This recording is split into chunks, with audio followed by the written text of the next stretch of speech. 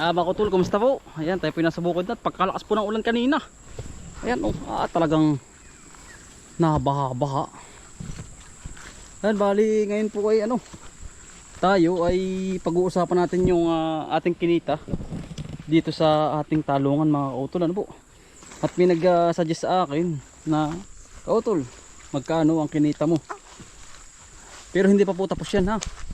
Marami pa tayong pipitasin. Ayan. Bali ngayon muna ay tayo magtatanggal ng patubig muna bago tayo magkahuntahan mga kautol. Ayan. Ari, hindi tayo muna. Tayo magtatanggal. Bali yari na pong mga wayan. Bukas ho ay tayo ay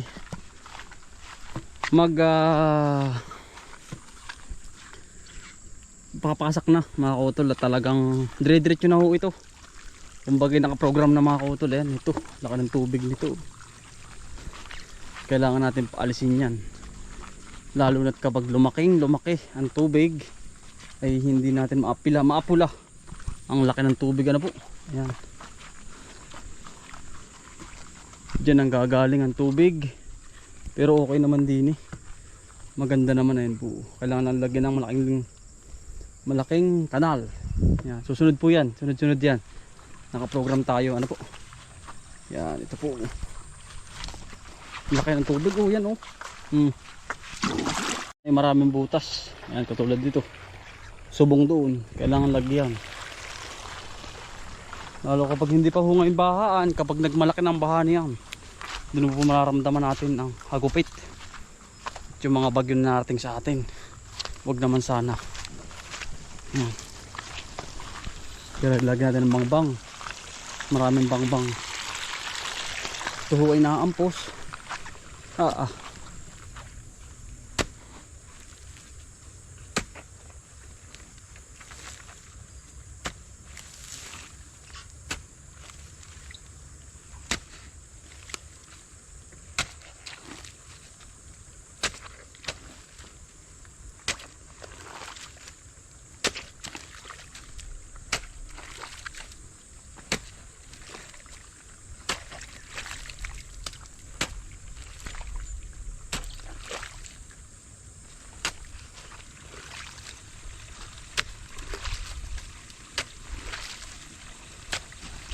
Ito mga kambang-bang.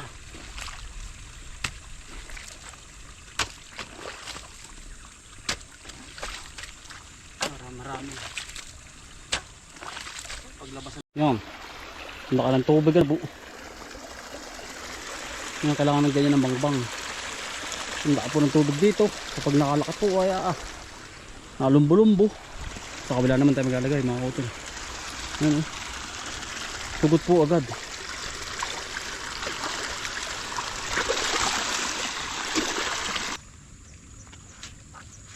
Ang paraan dapat mga kautol.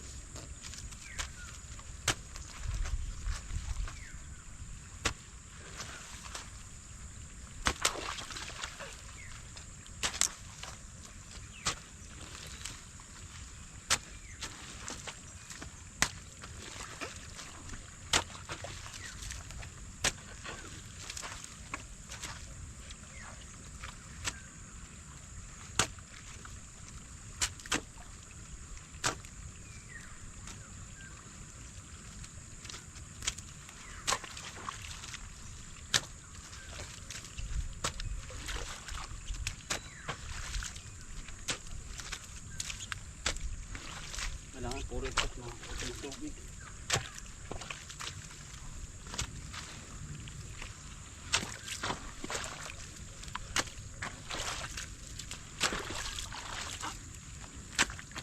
Mga utol. Tapos na po natin magdukal doon sa kabila. Doon. Ay, ito na nga tayo mga utol, ano? Sa ating pag-uusapan. At pinagtatanong po sa atin na isang followers na kung magkano daw po ang kinita ko sa 7 harvest na talong mga utol, ano? Bali ngayon po ay pagkasamasamahin ko yung aking na pera. Ano po? May nagtatanong po ay di sasagutin ko po mga utol, ano? Ayun, di na nga.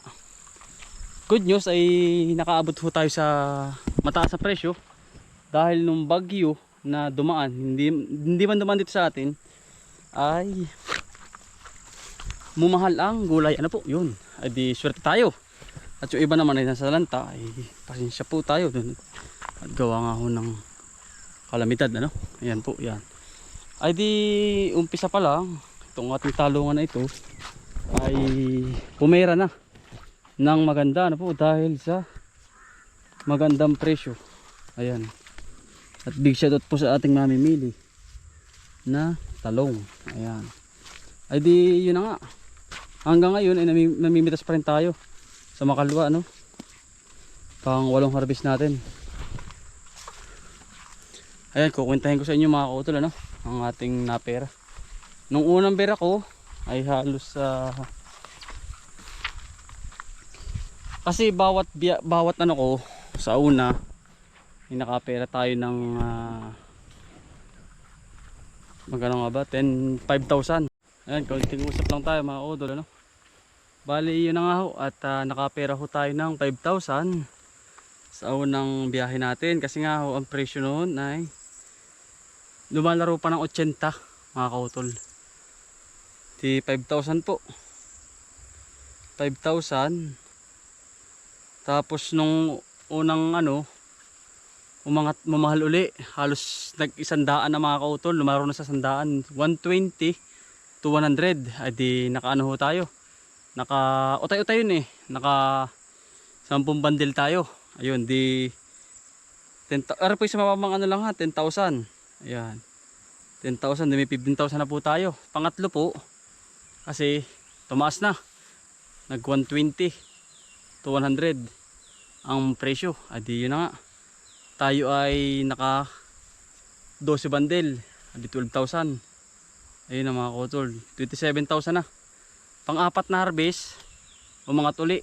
Naging ganun pa rin yung presyo, hindi lumababa. Tumaas na tumaas para hanggang sa tayo umabot ng 130 mga kautol, ano? Ito sa mababa lang sa 100 lang ang kilo. Ayun. Nadi pang-apat na harvest na. Nakadali ho tayo ng 13,000. Ayan. Di 40,000 na mga kautol. Yun sana mga kautol ay yung ating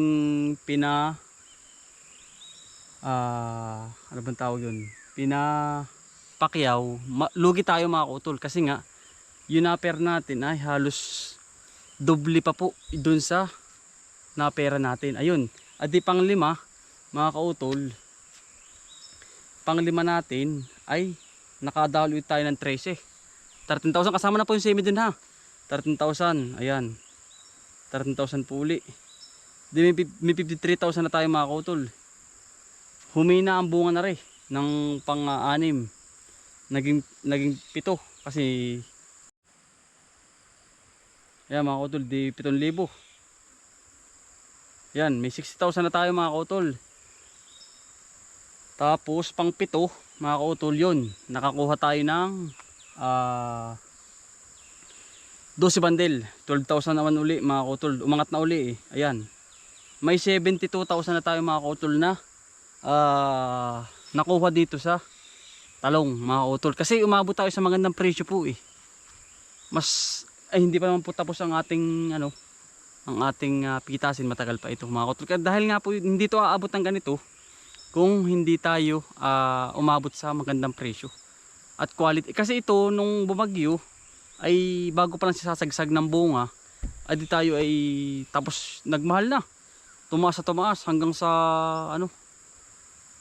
tumaas 100, 120, sa 130 nakaabot tayo mga kautol, 130 ang kilo. Ayun, di ang ginhawa mga kautol talagang. Kaya ngayon ito nasa likod ko ay bubuksan uli natin, tatanim uli tayo ng panibago para hindi po mawalan yung ating mga kaibigan ng trabaho. Ano po, ayan hanggang pababa pa ron ay malaki na rin na naper natin mga kautol, dahil sa may sitaw pa tayo, may pipino pa tayo. Kininta ko lang muna mga kautol yung sa talong natin, kasi may nagtatanong kung magkano na daw.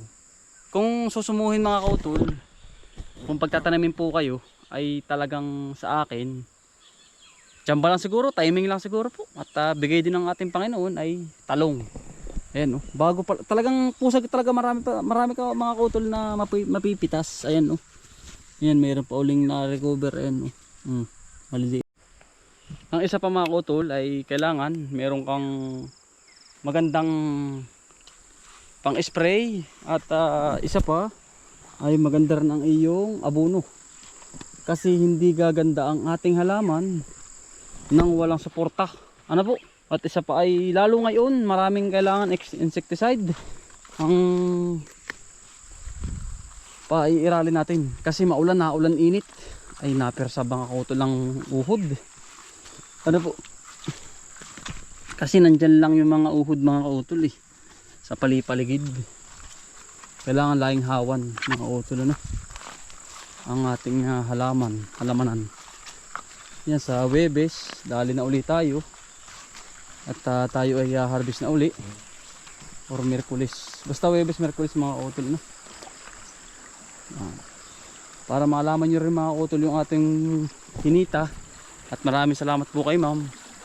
Nakita ko sa comment at hindi nabasa ko biglang, may nag-comment din ayun. Ay di salamat po. At sinano ko po yung inyong sagutan sinagot ko yung inyong tanong sa akin. Yan, may sitaw pa rin tayo. Marami pa rin tayong kinita rito. Tapos itong talong, goods na goods sa atin. Mag-i-spray tayo ng insecticide mga kautol. Kasi marami nga pong nalipad or naninira. Yun lang mga kautol At tayo ay mag-i-spray muna ng pang-ulti.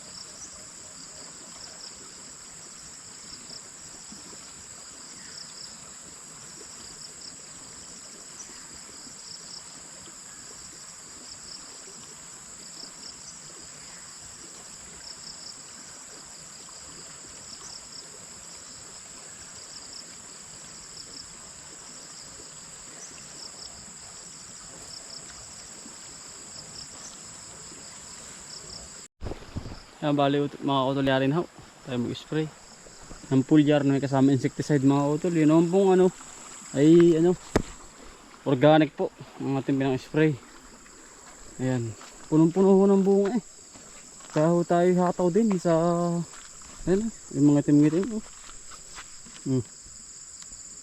wala po makikitang sira kasi nga alagaan natin Ayan, kapuputi lang, putihan na naman. Ganyan po ang kagandahan mga kautol sa ating talong. halos sa araw-arawin ang bunga. Kaya po ang ating kinita rito sa talong. Maganda po yung magandang pagkakitaan. Yan. Kapag kayo gusto tumanim ng pang lifetime sa taunan, yan, talong. Yan. Yari na po ito. Yan nakalinya na. Itong ating puro kawayan kasi bukas ay ready na. Kasi yung ating ipot ay yan. Yun man yung pasintabi po. Okay na rin mga kautol. Yan. Buti nga po't umulan. Kung hindi na ulan, di rin po matigas. Yan, dami puno itong ipot. Utol. Yan puno na po ating taniman. Yan. Halos lahat ay meron na. Yan, ganda ng lupa. Buyas ang ganda po natatanim dito. Talong orsili. Singaw na po yan mga utol. Singaw na. Yung ganyang pinagplatan kasi ito ay nakailang linggo na, 2 linggo na mahigit. Ayun po, buskad na, okay na ho yan. Ganda gandang tingnan yan po mga kautol. May nagtatanong po para saan daw yung kawayan kasi yung mga kautol siguro doon nakita sa ating silihan, sa talungan. Yan mga kautol ay kasi dati mali yung ating ginawa na balag. Maliit lang. Ang diskarte mga kautol, habang wala pang tanim at magpaplastik tayo, kailangan may pasunod na ganong kawayan. Kasi anytime na mamatay yung isang pananim mo, may kapalit. Hindi ka na magbabalag mga kautol. Kumbaga hindi na hassle, isang hassle lang po ba, isang galaw. Yun po yung purpose niyang kawayan na yan mga kautol. At sabi ko nga ganito ang magaling mangyayari. Kasi para hindi na tayo magtrabaho susunod na sa susunod na galaw. Kumbaga isa susunod na ating tatrabahuin ay tapos na isang gawa po ba. Ayan mga kautol. Napakalawak na po niyan. Talagang dati ko pa sinasabi sa inyo, itong ating halamanan ay gusto kong gawin na maganda. Ay ito, disisit mga kautol. Ito na po yung time natin na magpalawak pa. Pero siguro talagang sa susunod na taon mga kautol, sobrang dami ng ating tanim. Ultimo, pipino, ampalaya, sitaw, talong. Pero itong talong, lifetime pa to matagal pa to. Hindi pa natin ito kara-kara papatayin. Pupurningin pa natin kung sakali. Pero yung mamamatay, hindi ho yan. Matagal ang talong. Ito ay nag-iisip pa ako kung anong itatanim ko. Kasi kung magbabalag tayo, ay walang mangyayari mga kautol. Kasi ito ho ay hampas ng hangin hanggang sa mamatay lang yung ating produkto mga kautol. Basta yun lang, basta mga kautol ay dire-diretso lang tayo sa pangarap at palawakin pa natin ang ating kaalaman sa paghahalaman. Nandyan lang ho kayo sa walang sawang suporta po sa aming pamilya. Yun lang mga kautol, at tayo po'y pauwi, hapon na rin. At nasabi ko na po sa inyo yung dapat kong sabihin na kung ano yung kinita ko, ganito kalaki kadami. Pero hindi pa tanggal ang gastos ng mga kautol, may gastos pa naman tayo dun. Tao, pang araw-araw, yun yung totally lang. Pero yung gastos sa mga tao, maintenance, hindi pa tanggal dun. Yun lang mga kautol. At sana po na-inspire namin kayo. Ayan, maraming salamat po sa pagsama. Sipag lang po, tiyaga, buhay probinsya. Bye! Salamat po! God bless to all. Ingat po lahat.